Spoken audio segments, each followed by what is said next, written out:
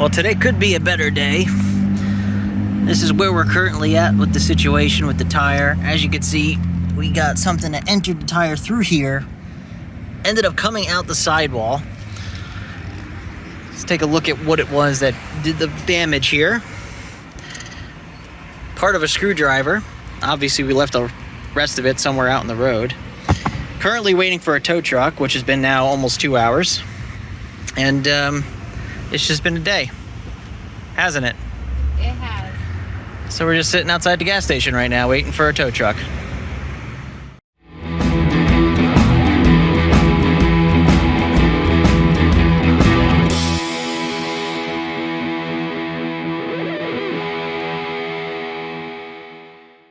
that it? Is this a tow truck? I think that's them.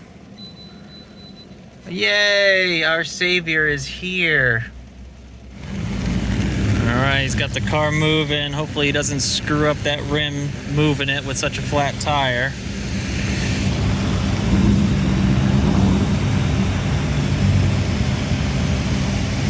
Can't believe it started raining right as he got here.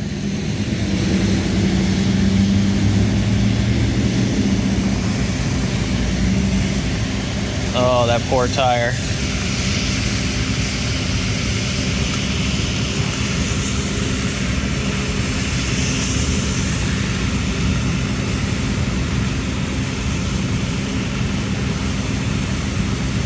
Looks like it's up.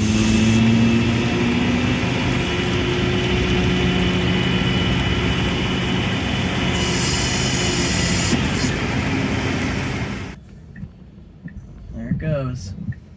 Let's follow it. Well, let's go over the events that have taken place. So what time we leave the house? About 12:30? Yep. So at 12:30 we left the house, made it about, I don't know, 800 feet down the road. And then all of a sudden the tire pressure light came on and was like, hey, tire pressure's low.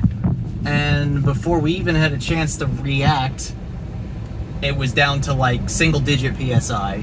And then by the time I was even able to get off the road to pull into that gas station, we were down to nothing. It was basically flat. So pulled into the gas station, got there and looked at the tire, and actually you found it. Mm-hmm. You found the nail, or well, we thought it was just a nail. Obviously it wasn't. It was something a little thicker than the nail. And we tried to extract it. And then we couldn't extract it, and so what we did is my brother ran some tools over with bigger pliers, bigger vice grips. We were able to pull it out, and it turns out it was the screwdriver, the end of the screwdriver, of course the Sharpie point, got jammed into the tire. And so now we tried to plug the tire, not realizing that when the sharp end of the screwdriver came out, it actually went through and punctured the sidewall at the same time. So we spent about 30 minutes just trying to find out that the sidewall had been punctured anyway, so it was a waste of us trying to even plug the tire just so we could get the thing going again. And that's when I used my Geico app. We have Geico insurance, so I went and said, hey, we need a tow truck here, we got a flat tire. Okay. And that part's pretty cool, actually. You know, you just go on the app, you hit the button, and they send somebody. Well, we get a call about 25 minutes later from a tow company saying, you know, hey, where are you located? We said, we're here. And they said, oh, we thought you were like all the way down on this side. It's going to take a lot longer for us to get there, because initially it was said that it was going to be about a 30-minute wait. Look at this, it's pouring outside now. The poor Mach-E is on the trailer in front of us. The alarm's going off. Which is why it's blinking like that. So there we are waiting a half an hour for the tow truck to come, and then they call us and they say, all right, we're going to try to get down there as soon as we can. And about 20 minutes after that, we get a phone call, or I get a text message from Geico saying, hey, we've switched your provider to a different company. An hour later. And so now we're like, well, wait a minute. So then they call me, the new towing company calls me and says, hey, we got somebody coming in the way in that direction. I'm like, how long is it going to be? And they're like, well, less than an hour. Okay, could you tell me a little bit more specifically, because we've already been here an hour? Maybe 30 minutes. So it was about 40 minutes later, and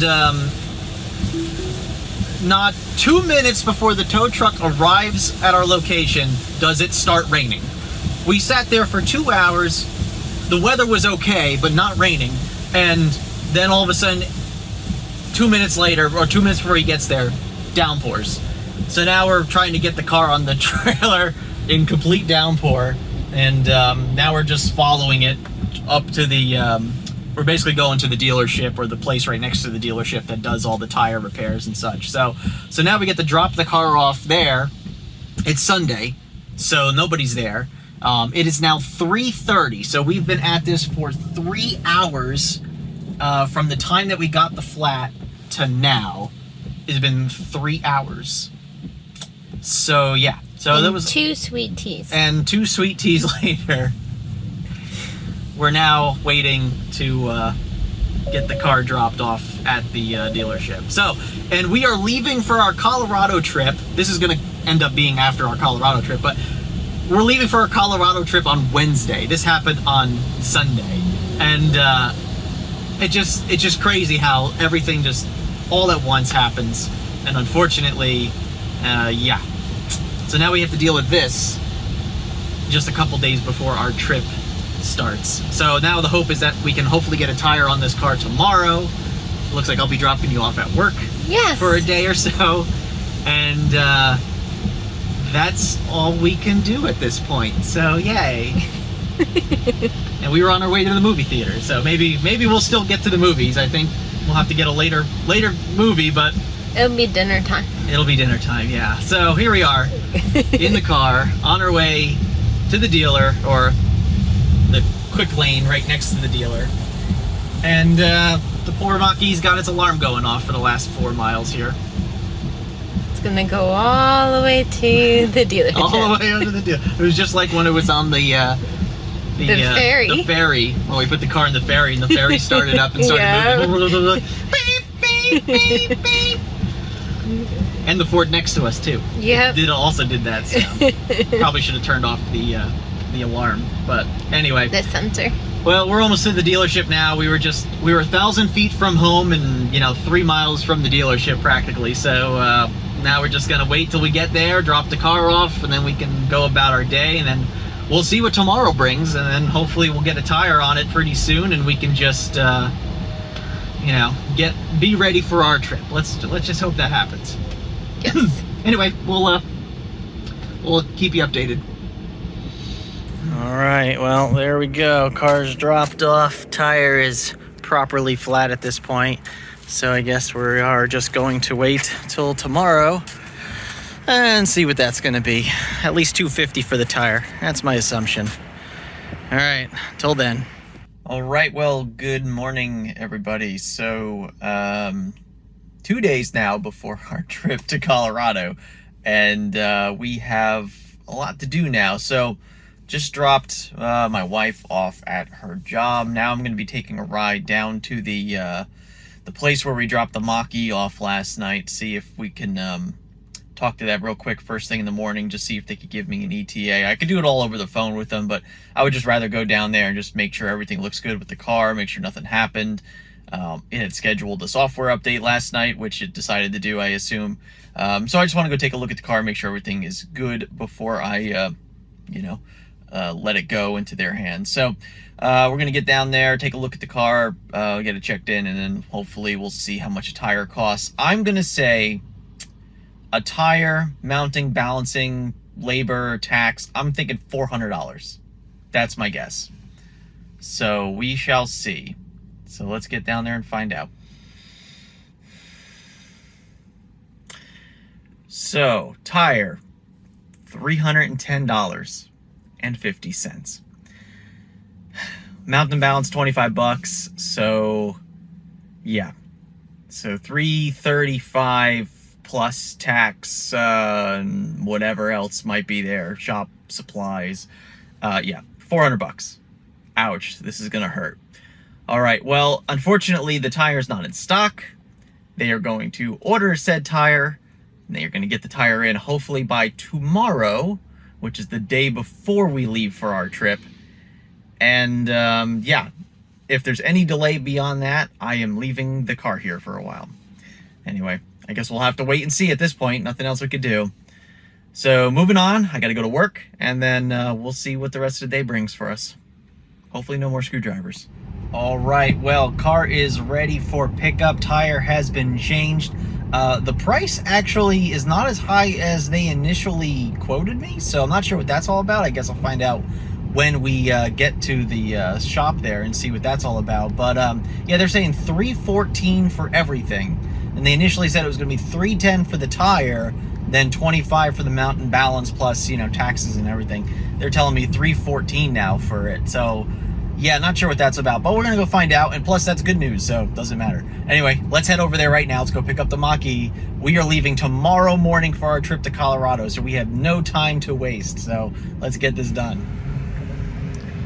There goes the Mach-E with a new tire on the back. Looking good. All right, let's get to where we're going, and then we'll take a look at what the $314 was. Mach-E and its new tire. All right, got the new tire on the car, looking good. You think they could have cleaned it up a little bit after they put it on the car? At least hit it with a hose, clean it up a little bit. The wheel's now a mess. Needs to be completely polished, but oh well. At least I got a new tire.